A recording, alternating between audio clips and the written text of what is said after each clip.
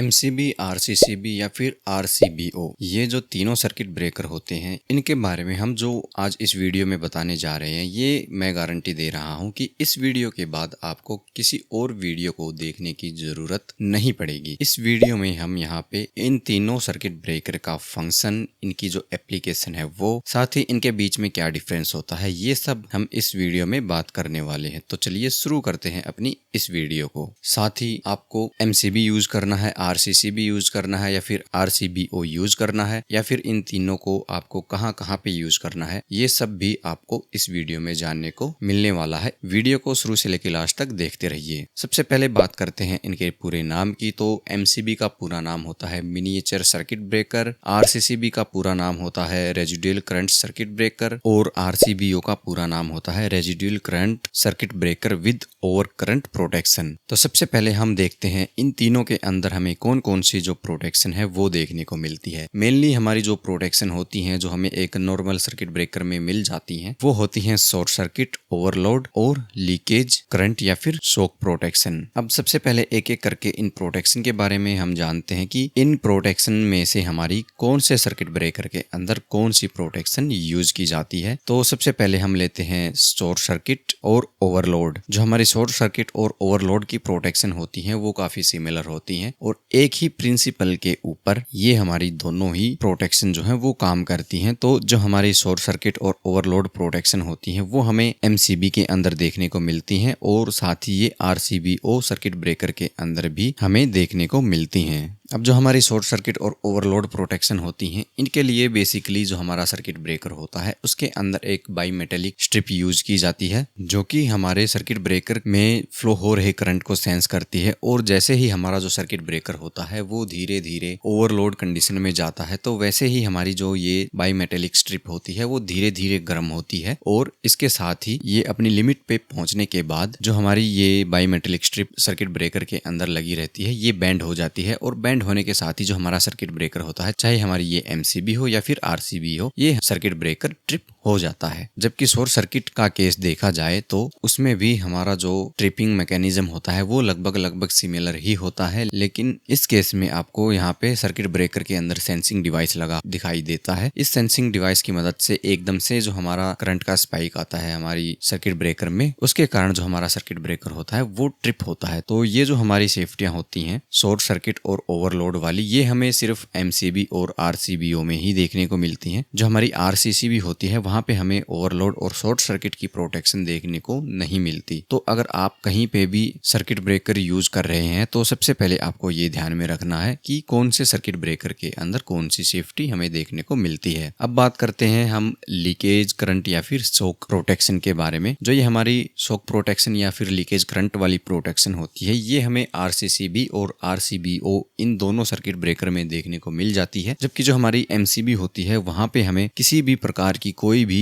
Shock protection या फिर leakage current protection देखने को नहीं मिलती है। लीकेज करंट या फिर शॉक प्रोटेक्शन की बात की जाए तो जो हमें आरसीसीबी या फिर आरसीबीओ में हमें ये प्रोटेक्शन देखने को मिलती है, उसके लिए हम इन डिवाइस में एक सीबीसीटी का यूज करते हैं। ये सीबीसीटी हमारा जो फेस और न्यूट्रल होता है इन दोनों के साथ कनेक्ट रहता है। साथ ही इसमें एक कोइल भी जुड़ी होती है जिसका सीधा कनेक्शन हमारी ट्रिपिंग कोइल से होता है। तो जैसे ही हमारा जो सीबीसीटी होता है ये न्यूट्रल और फेस के बीच में डिफरेंस पाता है, तो तुरंत ही ये सीबीसीटी, इस सीबीसीटी में जो सेंसिंग कोइल लगी होती है वो हमारी ट्रिपिंग कोइल को एक्टिवेट कर देती है, और जो हमारा आरसीसीबी या फिर आरसीबीओ ब्रेकर होता है वो ट्रिप हो जाता है। तो अगर आप अपने सर्किट ब्रेकर को इस उद्देश्य से लगाना चाहते हैं कि इसके कारण से हमारा करंट लगने से बचाव हो सके, तो आपको वहां पे आरसीसीबी या फिर आरसीबीओ सर्किट ब्रेकर यूज करना होता है। एमसीबी में हमें ऐसी कोई भी प्रोटेक्शन नहीं मिलती, तो करंट से बचाव के लिए आप एमसीबी का उपयोग नहीं कर सकते हैं। तो अभी तक इनके फंक्शन क्या होते हैं और इन सर्किट ब्रेकर के बीच में डिफरेंस क्या होता है ये आपने देखा है। अब इनके एप्लीकेशन हम देख लेते हैं, आपको कौन सा सर्किट ब्रेकर किस चीज के लिए लगाना है। इसके अलावा अगर हम एमसीबी की बात करें तो जो हमारा एमसीबी होता है वो मेनली जो हमारी रेजिडेंशियल साइट या फिर कमर्शियल एप्लीकेशन होती हैं वहां पे कंट्रोलिंग के लिए यूज किया जाता है। और आरसीबीओ की बात करें तो आरसीबीओ ऐसी जगह पे यूज किया जाता है जहां हमारा जो इंसुलेशन फेल होने का जो रिस्क होता है वो बहुत ही ज्यादा होता है। इसके अलावा जहाँ पे हमें जो हमारी पर्सनल प्रोटेक्शन है वो